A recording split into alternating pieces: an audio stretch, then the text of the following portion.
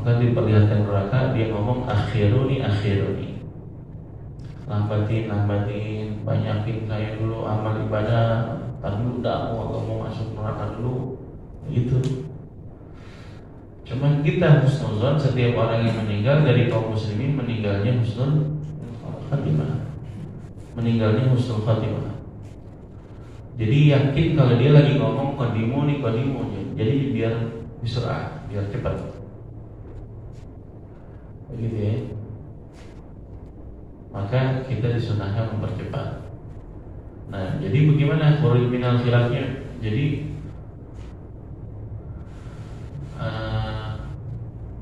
yang nyolat, kalau mau ada sholat jenazah, adanya kalau disolatin di waktu asar, maka dia pada sholat asar dulu, sholat jenazah dulu, baru sholat asar. Ya nggak apa-apa. Kita hormati pendapat dia yang menguatkan itu. Tapi yang kita pegang, yang muktamad, yang dari guru-guru kita, walaupun setelah asar itu tetap boleh. Karena yang diharapkan bagi kita untuk sholat asar adalah sholat sunnah yang sebabnya sebab mutaakhir. Sholat sunnah yang sebabnya mutaakhir. Apa itu sholat sunnah yang sebabnya mutaakhir? Di antaranya adalah sholat sunat qobliyah safar, sholat sunat sebelum safar. Ente mau jalan safar jauh, sunnah sholat dulu kan. Ntar kalau udah sampai balik lagi ke tanah air, namanya sholat sunnah ba'diyah safar, sholat sunnah setelah safar. Nah kalau sholat sunnah sebelum safar, sholat dulu baru safar, apa safar dulu baru sholat?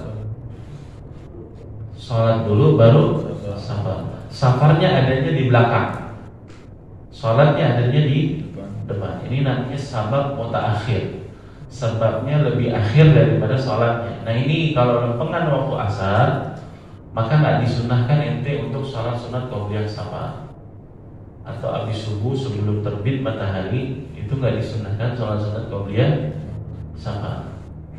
Begitu juga namanya sholat sunat ihram yang kedua, yaitu dia sholat sunat dulu baru niat ihram, baik ihram haji ataupun ihram umrah. Kalau lempengan waktu asar atau waktu subuh, maka nggak disunahkan. Karena apa sebabnya? Selain itu masih tetap boleh sholat sunat. Walaupun apalagi ini bukan sholat sunat lagi, hukumnya udah fardu kifayah sholat jenazah. Ditambahin sama Al-Habib Salim Satiri, kalau ada faedah bagi orang yang sholat jenazah, maka dia niatin juga untuk kaum muslimin. Jadi niatnya usolli ala hadzal mayyiti wa ala man sahhat alaihi min amwatil muslimin. Apa niatnya? Usolli ala hadzal mayyiti, saya niat salat kepada ini mayit laki-laki, wa ala man sahhat alaihi min amwatil muslimin, dan kepada seluruh yang sah daripada kaum muslimin yang berhak untuk disolati hari ini, saat ini. Karena setiap detiknya ada nggak kaum muslimin di seluruh dunia yang meninggal? Ada.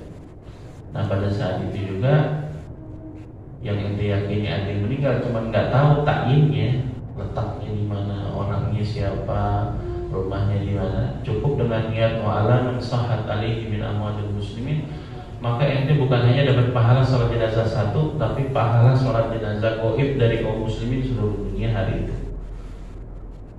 Karena sholat gaib tadi bilang boleh sah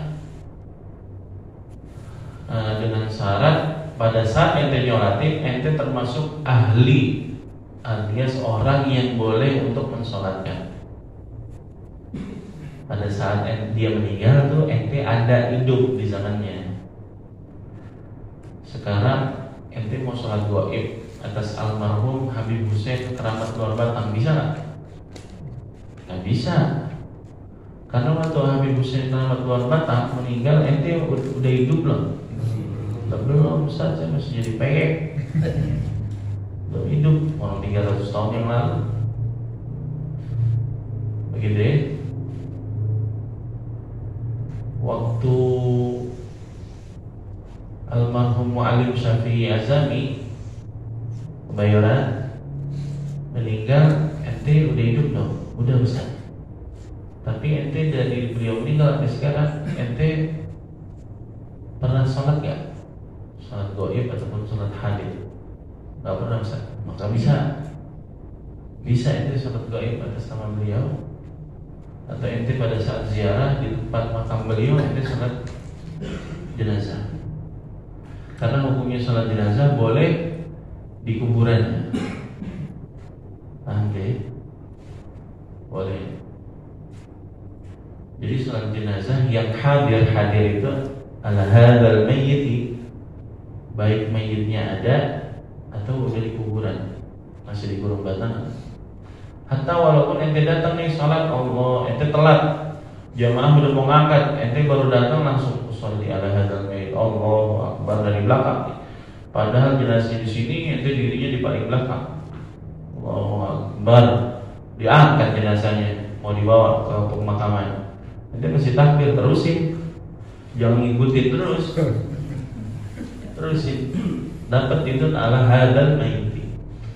Jadi hatta walaupun lagi di jalan nih, lagi dibopong begitu ya, ente berhenti langsung Allahu akbar. Paham deh? Bisa. Nggak bisa nemuin di sini, nemuinnya di kuburannya. Jadi kuburannya ente sholat, tapi dipastikan kalau kuburan yang biasa tanahnya sudah yunbas itu sudah tergali. Paham deh? Sudah tergali, maka itu mutanajis hukumnya. Paham deh? Sudah tergali, maka hukum tanahnya mutanajis.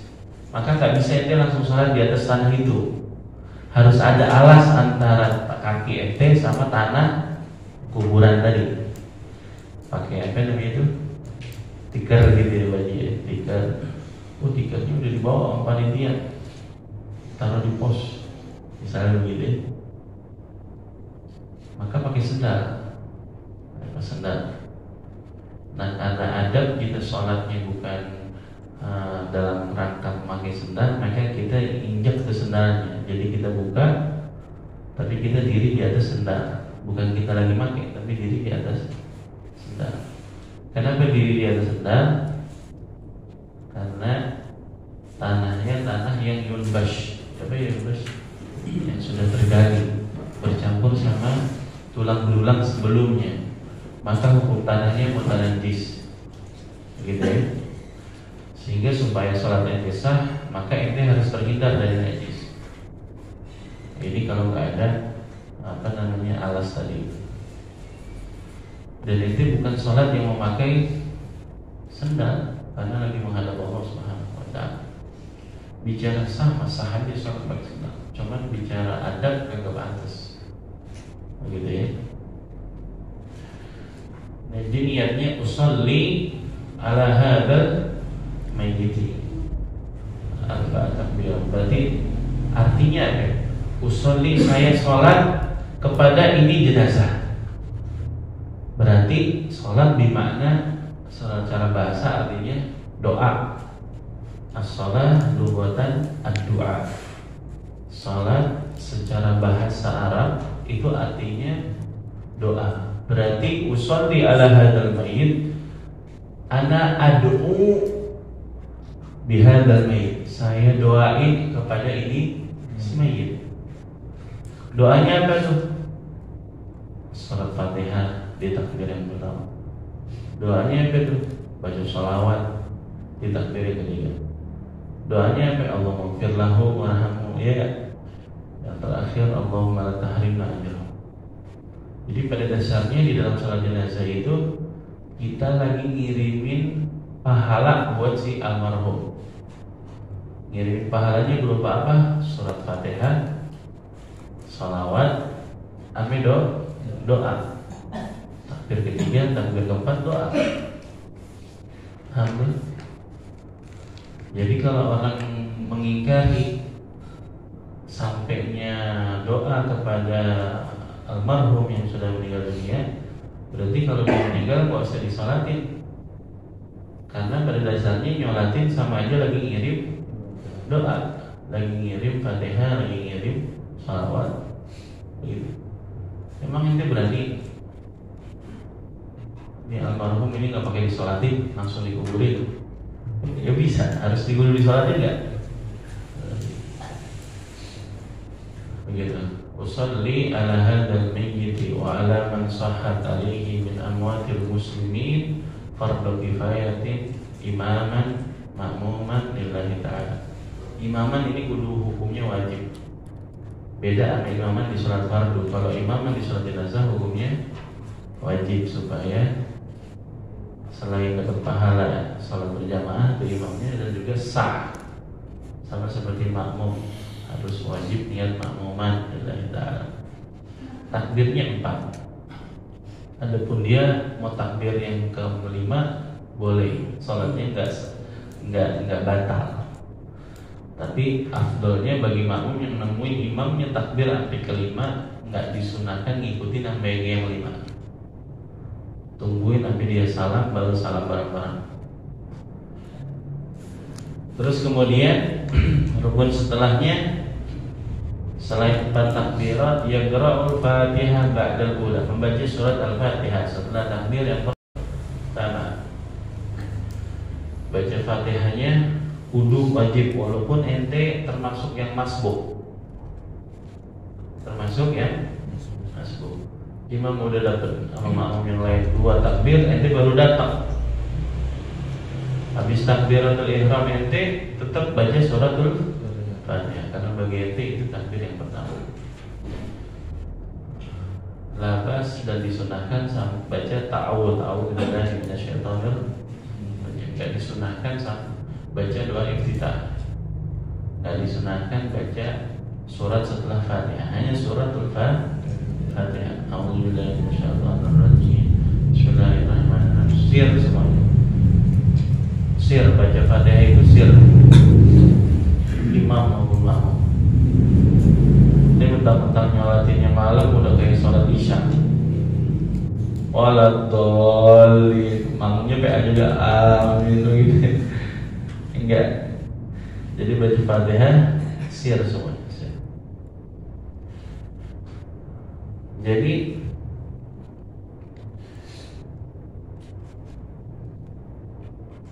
benar-benar perhatikan betul dari wudunya ente sah, terus dari mulai takbiratul ihram ini lagi pengen mau ngirim doa, mau ngirim Fatihah, mau ngirim bekal yang banyak buat si almarhum, dikemas dalam sholat jenazah. Paham deh? Yakin betul Fatihah kita bakal diterima oleh Allah Subhanahu wa taala. Yakin betul di dalam surah Al-Fatihah, di dalam sholat ada percakapan antara Allah dengan para malaikatnya. Bismillahirrahmanirrahim. Hamidani abdi, kata Allah Subhanahu wa taala di hadapan para malaikatnya, sekarang hambaku lagi mujiku. Sekarang saya lagi dipuji oleh hambaku ini nih yang lagi pada sholat gitu. Yakin tuh ada percakapan itu sampai kalimat iyyaka na'budu wa iyyaka nasta'in. Hanya kepadamu lah ya Allah aku menyembah, beribadah. Hanya kepadamu lah ya Allah aku minta pertolongan. Hadza baini wa baina 'abdi wa li 'abdi ma sa'al. Ini antara hambaku dengan aku, maka apa yang diinginkan oleh hambaku maka mintalah. Tersirat di situ, ya Allah ampuni nih hamba, ampuni nih jenazah. Walisannya masih baca Fatihah, tapi tersirat di situ minta sama Allah agar nih hamba digolongkan orang yang baik, termasuk orang-orang siratal ladzina an'amta, orang-orang yang diberikan nikmat oleh Allah alaihim, bukan orang yang ghairil maghdub, orang yang dimarahi oleh Allah, waladhdallin, bukan orang yang disesati oleh Allah. Oh, jadi luar biasa. Makmum, apalagi imam harus punya makna seperti ini. Sampai amin baru takbir lagi, Allahu Akbar. Takbir yang kedua, wa yusalli ala Nabi sallallahu alaihi wasallam, bersalawat kepada Nabi Muhammad sallallahu alaihi wasallam. Minimal Allahumma salli ala Muhammad. paling afdalnya salawat Ibrahimiyah. Allahumma shalli ala sayyidina Muhammad wa ala ali sayyidina Muhammad kama shallaita ala sayyidina Ibrahim wa ala ali sayyidina Ibrahim wa barik ala sayyidina Muhammad wa ala ali sayyidina Muhammad wa barik ala sayyidina Ibrahim wa ala ali sayyidina Ibrahim fil alamin innaka Hamidum Majid. Hadza ba'da tsaniyah. Itu setelah takbir yang kedua. Wa yad'u lil mayyit ba'da tsalitsah. Doa khusus buat si mayit setelah takbir yang ketiga. Di sini disebutin doa yang lengkap. Minimalnya Allahumma ighfir lahu. Sudah cukup tuh. Ya Allah, ampuni dia. Perempuan, Allahumma ighfir laha. Allahumma ighfir lahu warhamhu wa'afihi. Paham?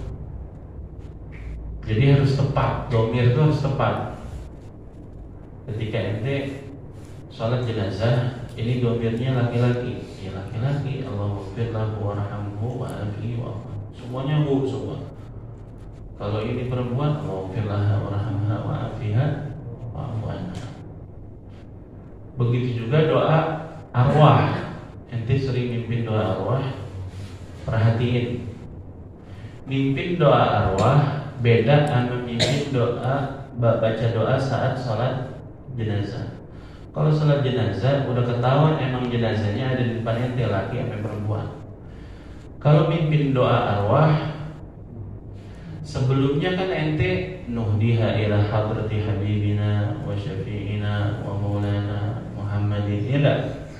Rumah ila arwah jami al-anbiya wal mursalin. Ente sebelum kepada almarhum ini kan lagi haul almarhum. Ini lagi 7 hari si almarhum. Tapi pada saat di permulaan doa itu ente lagi ngirim juga buat nabi.